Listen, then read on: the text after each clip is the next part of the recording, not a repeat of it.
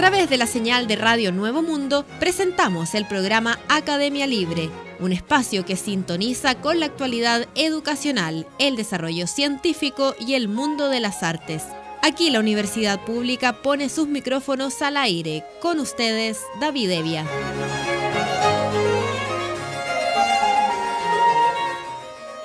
Vaya nuestro saludo a todos los auditores de Radio Nuevo Mundo que a esta hora sintonizan la emisión de Academia Libre, donde la educación, las ciencias y las artes confluyen para hacer de la creación de conocimiento un espacio público. Me acompaña Cristian Castro. ¿Cómo estás? Hola David, ¿cómo estás tú? Conversamos sobre educación en Academia Libre, estética para docentes, el curso creado por el Área de Educación Continua de la Universidad Católica reunió a decenas de profesores de diversas escuelas públicas de Chile, gracias a la modalidad híbrida que permitió presencialidad en el Campus Oriente y virtualidad para las regiones. Los académicos de Estética UC, Pablo Corro y Ángel Álvaro Solís, fueron los encargados de dar vida a los módulos que buscaron acercar la disciplina que hoy forma parte del currículum de enseñanza media como electivo. La directora de la unidad académica, Elizabeth Anza, expresó su alegría por esta experiencia comunitaria que posibilitó desarrollar redes y fortalecer las dinámicas de conocimiento abierto al público que han sido parte del sello del Instituto de Estética. Esta instancia aborda tanto discurso como sistema simbólico e imágenes, y hemos buscado incorporar estos saberes desde el pensamiento crítico con la finalidad de formar una ciudadanía más consciente de lo que somos y poder hacer, aseguró. Asimismo, la doctora Anza añadió que los contenidos que se enseñan en estética apuntan hacia una tradición amplia de la filosofía y de los estudios culturales, lo cual constituye una invitación a que los docentes consideren lo que se hace aquí como una entre varias referencias para construir un espacio vivible y cohabitable. La iniciativa, que contó con una masiva convocatoria, se transformó en una contribución para que los profesores puedan motivar, encantar y activar a los estudiantes en torno a la estética como plano de lo simbólico artístico y también más allá del arte, es decir, en el plano social y político, entendiendo como política el pensamiento crítico de lo real, señaló el profesor Corro, jefe del magíster en estudios de cine. Así, agregó, la instancia se conformó como una oportunidad crítica para articular un camino metodológico y experiencial en el aula. Para hacer este curso, el profesor Corro estudió el programa del Ministerio de Educación como punto de partida para tomar conceptos e instalarlos no en una especie de vitrina histórica, sino actualizarlos y trasladarlos a equivalencias contemporáneas. Con este fin, reunió textos y obras de múltiples medios artísticos que sirvieran para aterrizar este conocimiento. Dino Formaggio, Néstor García Canclini y Beatriz Sarlo fueron parte de la bibliografía junto a otros autores como Walter Benjamin, Jacques Rancière o Aristóteles. Películas, poesía, imágenes de prensa, pintura y fotografía formaron parte del material de trabajo. Me siento agradecido por las intervenciones desafiantes de los docentes y al mismo tiempo las renovaciones de ejercicios de lectura y pensamiento, manifestó el académico. Ángel Álvarez Solís estuvo también a cargo de uno de los cursos. Sobre la experiencia, aseguró que se trató de una de las vivencias más gratificantes como profesor en su vida y particularmente en Chile. El curso fue antes del plebiscito. Había un clima de mucho interés y politización en una comunidad docente que padece los efectos negativos del neoliberalismo, expresó. En esta línea, Álvarez Solís afirmó que el programa se transformó en una manera de conectarse con la estética desde planos desconocidos, más allá de ámbitos de estudio referentes a la cultura o temas que solo podrían interesar a las élites del arte. Encontraron un camino que no conocían, a través de los sentidos, del cuerpo. Si bien consideraban que la estética podía ser elitista, se dieron cuenta de que era una disciplina crítica, lejos de posibles sesgos, profundizó el docente, quien además agradeció la participación y el cariño expresado por los estudiantes. En términos metodológicos, el académico introdujo el estudio de la teoría con casos, a través de conceptos o análisis teóricos de películas, de movimientos sociales, con el de producir ideas, alcances estéticos y límites de los sentidos, crítica de las imágenes, perspectivas de género y clase, y el problema del capitaloceno fueron las temáticas desarrolladas por el profesor. Por su parte, la jefa académica de educación continua, Andrea Berger, señaló que fue un muy enriquecedor momento para tener secciones híbridas con personas de distintas regiones, cuestión que implicó una retroalimentación permanente. A la vez, valoró el hecho de que el instituto haya gestionado el acceso a un programa gratuito en sintonía con el compromiso público con la formación de comunidad y el pensamiento crítico. La docente relató además que junto a estas instancias de formación se abrió el espacio académico a cursos de estudiantes que conocieron el Campus Oriente y se familiarizaron con el espacio, como fue el caso de 50 estudiantes del Liceo Madre Cecilia Lázaro de La Cisterna. Buscamos alimentar la curiosidad de personas de todas las edades, señaló en la oportunidad la directora de Estética UC, Elizabeth Anza. Karina Prudencio, profesora de arte del Colegio Público de Las Condes y artista visual, señaló que postuló al curso pues como estudiante de pregrado tuvo clases con Elizabeth Anza, cuestión que la motivó a volver a acercarse al instituto.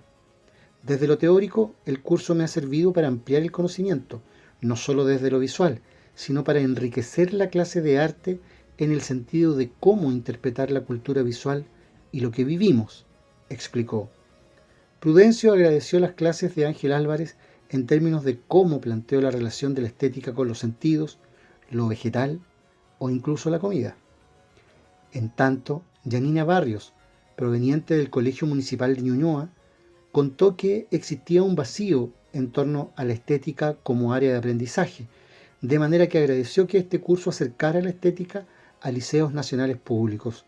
Pienso que eso es un acto político, ya que muchas veces solo quienes tienen recursos pueden trabajar en observar el arte o hacer arte.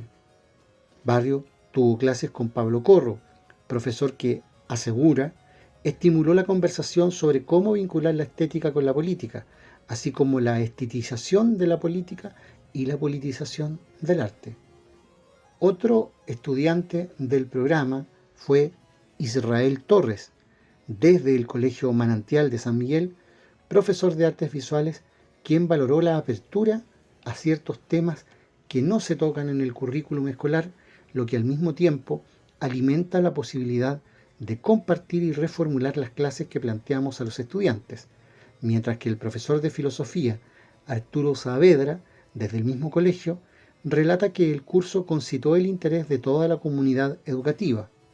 Me gustó el alcance de autores que no conocía, porque la filosofía no suele ser abordada desde la estética específicamente más allá de un semestre, contó. Finalmente, Cristóbal Salinas, profesor de filosofía de la comunidad educativa American School de Peñaflor, expresó que me gustó la apertura y las experiencias creativas que nos enseñaron para llegar a los alumnos a través de los sentidos.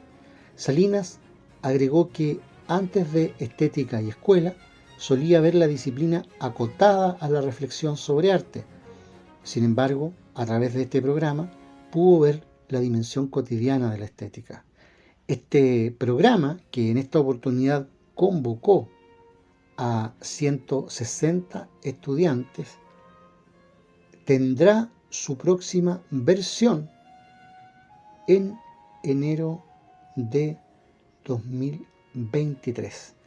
Las consultas las pueden hacer llegar los interesados al correo a berger@uc.cl. Una interesante iniciativa, la de la Pontificia Universidad Católica y en particular de su Instituto de Estética por brindar formación en el área a las profesoras y a los profesores de Chile. Las noticias en torno a la educación también tuvieron un capítulo en el Congreso, porque una moción patrocinada por los diputados Héctor Barría, Miguel Ángel Becker, Miguel Ángel Calisto, Eduardo Cornejo, Cristian Mason, Rubén Darío Yarzo, Stefan Schubert, Francisco Undurraga y las diputadas Sara Concha y Carla Morales, modifica la actual Ley 20.370 General de Educación para incorporar en la malla curricular de enseñanza media las asignaturas de educación cívica y educación financiera. Los autores del proyecto de ley señalan que en 1998 desapareció la educación cívica como asignatura independiente, incorporándose el concepto de formación ciudadana como contenido transversal al currículum escolar, principalmente a través de asignaturas del área de las ciencias sociales. Observan que las consecuencias que ello ha producido no han sido positivas, sino que más bien bastante desalentadoras. Exponen que en el año 2017 Chile estaba entre los países con peor conocimiento cívico. Así lo demuestra el Estudio Internacional de Educación Cívica y Formación Ciudadana 2016, aplicado en países de América Latina, Europa y Asia, cuyos resultados arrojan un puntaje significativamente más bajo que el promedio internacional. De acuerdo a esta medición, el 3,7% de los estudiantes chilenos está en el nivel D, es decir, el más bajo de los 5 que allí se establecen. Esto significa que no obtienen los conocimientos ni habilidades mínimas para participar en democracia. Agregan que otro aspecto en el que nuestro país está en deuda es la educación financiera, sobre todo en un territorio donde el endeudamiento de los hogares es muy elevado. Indican que prueba de ello es que el 37º informe de deuda morosa desarrollado por la Universidad San Sebastián y Equifax refleja que en el periodo abril-junio de 2022 el total de deudores morosos aumentó 0,7% respecto del trimestre anterior, totalizando en el país 4.142.633 personas. Añaden que entre los resultados que llaman la atención del PISA financiero, realizado en Chile el año 2018, encontramos que el 30,2% de los estudiantes está bajo el nivel 2, vale decir, no posee habilidades básicas financieras. Por el contrario, solo el 3% de los estudiantes alcanza el nivel 5, o sea, competencias avanzadas en el mismo plano. Además, los estudiantes chilenos obtuvieron en promedio 451 puntos en la evaluación, ubicándose bajo el promedio de la OCDE, que es de 505 puntos. Advierten que si bien en mayo de 2018 se publicó la Ley 21.092, que modificó la Ley General de Educación para incorporar contenidos básicos de educación financiera en la enseñanza media, dados los antecedentes anteriores, urge continuar avanzando en el nivel de preparación y formación de los estudiantes en el ámbito financiero, en especial considerando la relevancia que estos conocimientos y habilidades cobran en la sociedad actual. En virtud de lo anterior, el proyecto de artículo único modifica el artículo 31 del decreto con fuerza de ley número 2, que fija texto refundido, coordinado y sistematizado de la ley 20.370, incorporando 4 nuevos incisos del siguiente tenor, comillas: sin perjuicio de lo anterior, se deberá incluir en la malla curricular de enseñanza media una asignatura de educación cívica en 2 de los 4 años curriculares, cuyo objeto sea informar y educar sobre los contenidos esenciales de la Constitución Política de la República de Chile, derechos, deberes y garantías de los ciudadanos, organización del Estado y separación de poderes, participación ciudadana, sistema de elección popular y emblemas nacionales. Del mismo modo, se deberá incluir en la malla curricular de enseñanza media una asignatura de educación financiera en 2 de los 4 años, cuya finalidad sea lo que se indica en el literal M numeral 2 del artículo anterior. Con todo, la educación impartida no podrá orientarse en ningún caso a propagar tendencias políticas o partidistas. Además, se prohíbe a quien sea candidato o detente un cargo de elección popular o que ejerza como directivo en entidades públicas hasta el tercer nivel jerárquico, inclusive realizar todo tipo de charlas, eventos, conversatorios o actividades, cualesquiera sea su denominación, en que participen como orador, expositor o público asistente en instituciones de educación parvularia, básica o media. La contravención a este inciso será sancionada como se indica en el artículo 16 bajo el procedimiento de los incisos tercero y siguientes del artículo 50, ambos de este cuerpo legal.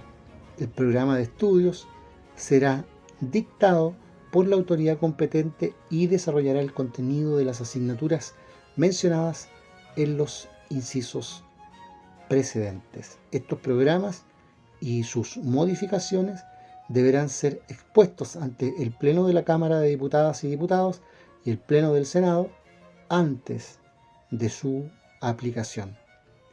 El proyecto de ley se encuentra, pues, en primer trámite constitucional en la Comisión de Educación de la Cámara Baja.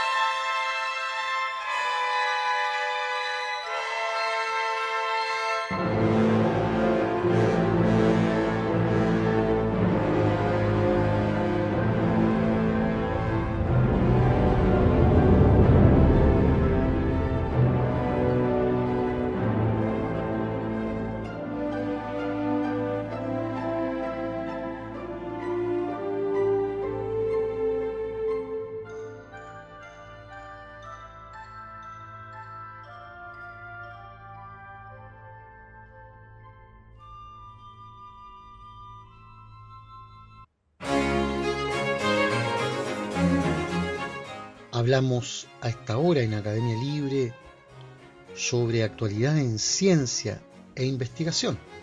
Lo hacemos con Cristian Castro, quien nos proporciona cada semana las novedades en este plano. ¿Qué está pasando, Cristian, en materia de ciencia e investigación?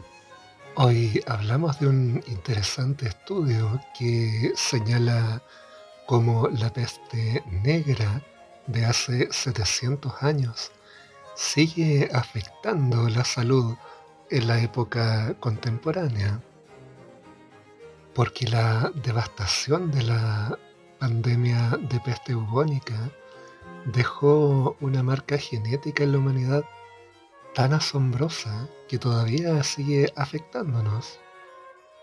En aquel momento, cerca de la mitad de la población murió cuando esta peste arrasó Europa a mediados del siglo XIII. Un estudio pionero que analizó el ADN de esqueletos centenarios encontró mutaciones que ayudaron en su momento a las personas a sobrevivir a la plaga. Pero esas mismas mutaciones están vinculadas a enfermedades autoinmunes que afectan a las personas en la actualidad. La peste negra es uno de los momentos más significativos, mortíferos y sombríos de la historia. Se estima que murieron hasta 200 millones de personas. Es entonces bajo este escenario que investigadores de la Universidad de Chicago habían mantenido la sospecha de que un evento de tal enormidad tendría que haber moldeado la evolución humana. Analizaron el ADN extraído de los dientes de 206 esqueletos antiguos y pudieron fechar con precisión los restos humanos antes, durante o después de la peste negra. El análisis incluyó huesos de los pozos de peste de East Smithfield en Londres, que se usaron para entierros masivos en la ciudad, con más muestras provenientes de Dinamarca. El primer hallazgo del estudio, publicado en la revista Nature, tuvo que ver con mutaciones en el gen llamado ERAP2. Si la persona tenía mutaciones correctas, tenía un 40% más de posibilidades de sobrevivir a la plaga. Eso es enorme, es un efecto enorme, es una sorpresa encontrar algo así en el genoma humano, dijo el autor principal del estudio, el profesor Luis Barreiro, de la Universidad de Chicago.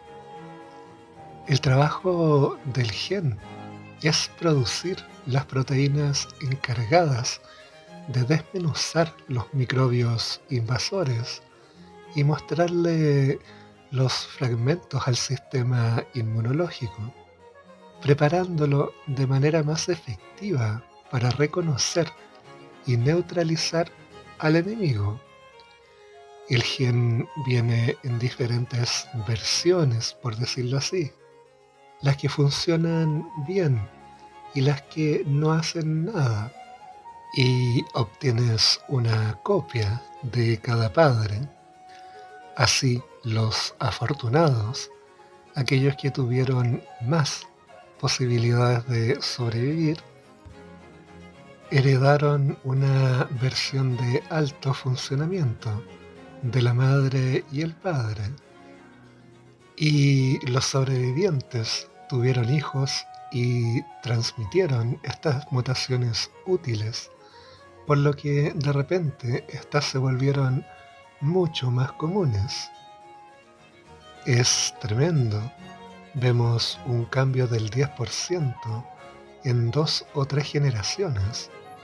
Es el evento de selección más fuerte en humanos hasta la fecha, dijo el profesor Hendrik Poinar, genetista evolutivo de la Universidad de McMaster.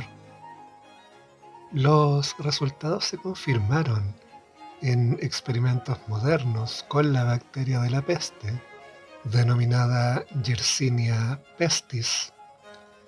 Las muestras de sangre de personas con las mutaciones útiles fueron más capaces de resistir la infección que las que no las tenían.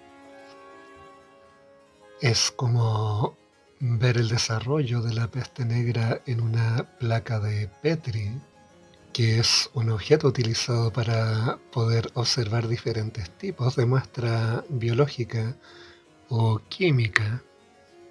Eso es revelador, afirma el profesor Poinar. Incluso hoy en día, esas mutaciones resistentes a la plaga son más comunes que antes de la peste negra. El problema es que se han vinculado a enfermedades autoinmunes, como la afección inflamatoria intestinal, la enfermedad de Crohn. Así que lo que ayudó a mantener con vida a tus antepasados hace 700 años podría estar dañando tu salud en la actualidad. Hay otras fuerzas históricas en nuestro ADN con un legado que nos afecta. Alrededor del 1 al 4% del ADN humano moderno proviene de nuestros antepasados, que se aparearon con los neandertales, y esta herencia afecta nuestra capacidad para responder a enfermedades, incluida la COVID-19. Entonces, estas cicatrices del pasado aún afectan nuestra susceptibilidad a las enfermedades hoy en día de una manera bastante notable, indica el profesor Barreiro, y explica que la ventaja de supervivencia del 40% es el efecto de eficacia selectiva más fuerte que se ha calculado en humanos. Al parecer empequeñece el beneficio de las mutaciones de resistencia al VIH o aquellas que ayudan a digerir la leche, aunque el investigador advierte que las comparaciones directas son engañosas. La pandemia de COVID, sin embargo, no estaría dejando un legado similar, hasta donde se observa por el momento. La evolución funciona a través de tu capacidad para reproducirte y transmitir tus genes. La COVID-19 ha generado un impacto mortal principalmente a los ancianos que ya pasaron el momento de tener hijos. Con la peste negra, la capacidad de la enfermedad para matar en todo el espectro de edad y en cantidades tan grandes fue lo que llevó a que su legado tuviera un impacto duradero. Es un estudio que nos permite comprender el alcance de ciertos eventos, tales como la peste negra, que impactan severamente la salud de la población y que pueden modificar la estructura genética del individuo, y con ello, si bien puede darse una contribución a la supervivencia en un momento dado, estas modificaciones pueden tener impactos a futuro que perfectamente pueden disminuir la capacidad de confrontación de nuevos eventos masivos de gran impacto en la salud. Un campo de investigación muy interesante a propósito de la ingeniería genética, esta vez con un foco puesto en la medicina, constituyéndose como una ciencia que se encarga de estudiar el papel que desempeñan los factores del ADN hereditario en distintas enfermedades y cómo la intervención puede ayudar a solventar factores deficientes o causantes de enfermedades. Sin lugar a dudas, se trata de un campo de investigación tremendamente fértil para comenzar a conocer los impactos a largo plazo de las enfermedades y con ello idealmente encauzar acciones científicas para erradicar enfermedades, realizar intervenciones en el desarrollo de estas, etcétera, con el fin de mejorar la calidad de vida de la población. Muchas gracias, Cristian, por ese reporte que nos deja al día en ciencia e investigación.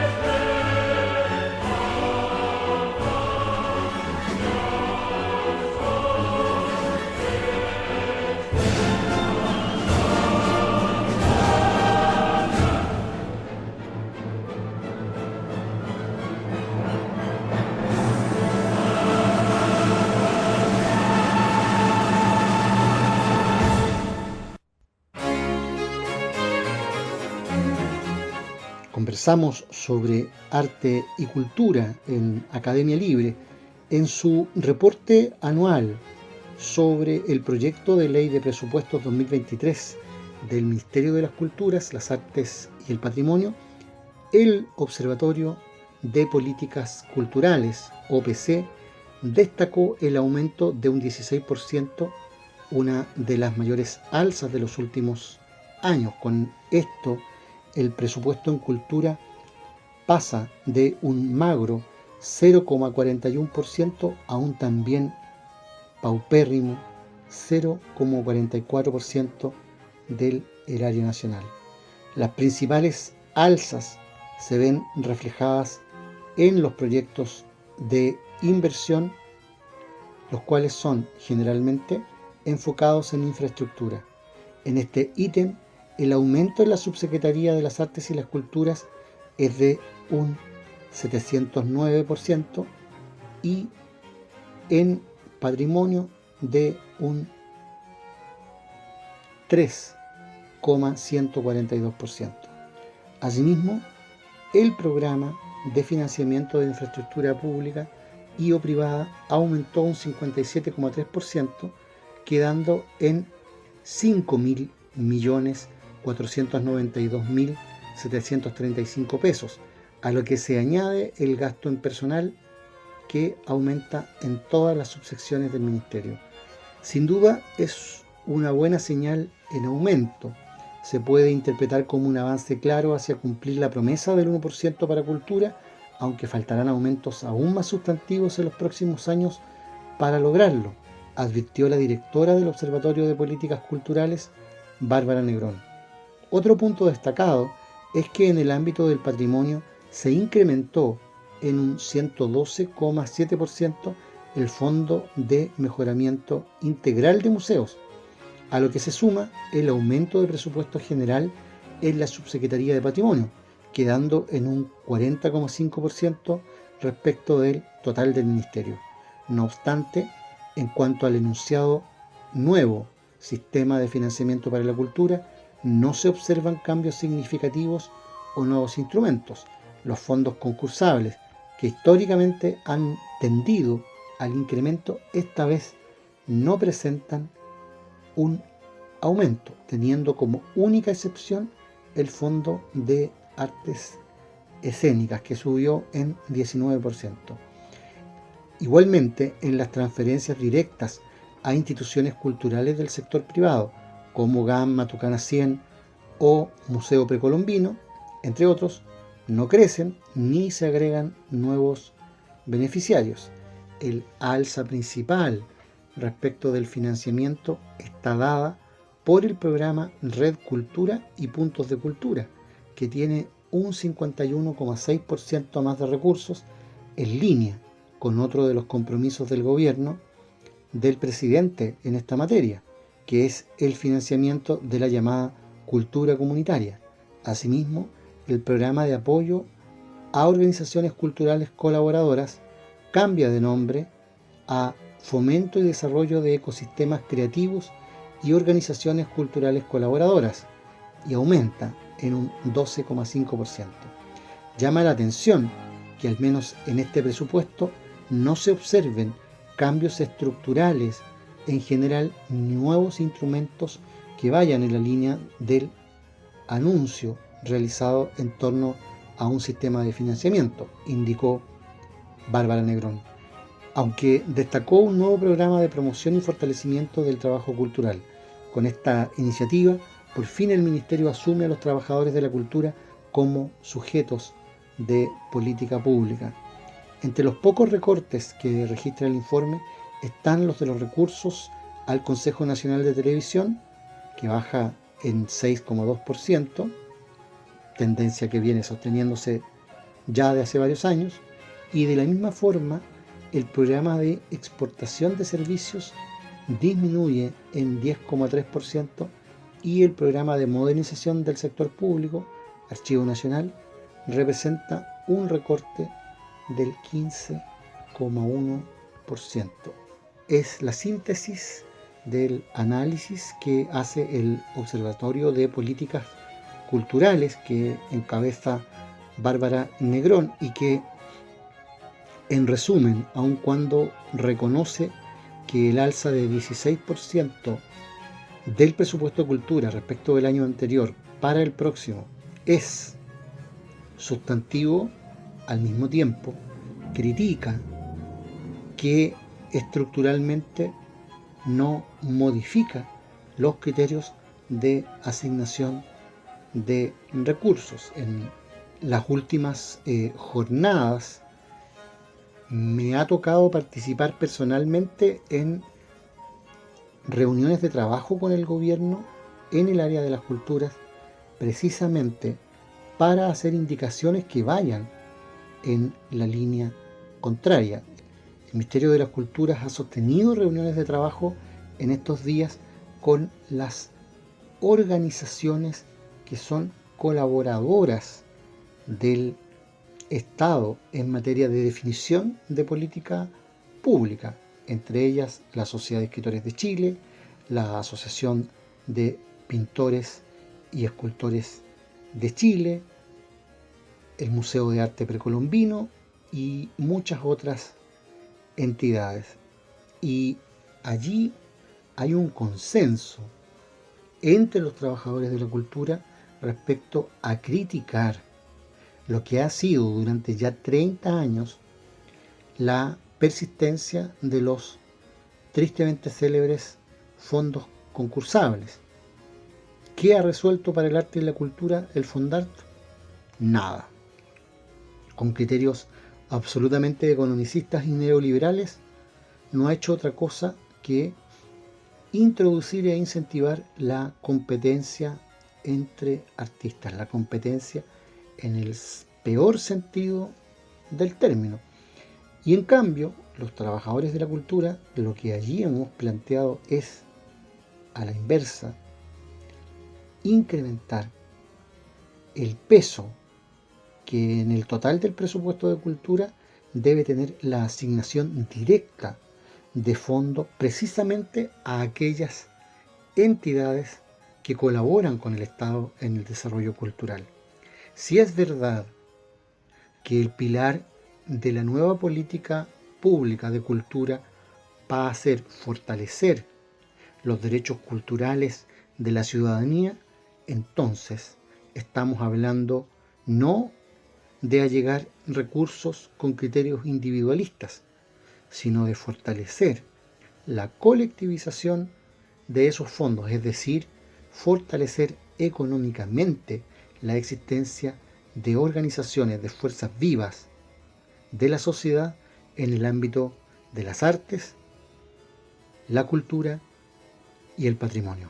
Concluye aquí en Radio Nuevo Mundo esta emisión de Academia Libre, un programa producido por la Comisión Ejecutiva de la Universidad. Y en los micrófonos, Cristian Castro y David Evia. Agradecidos de su sintonía, nos reencontraremos con ustedes la próxima semana. Hasta entonces. Hasta pronto.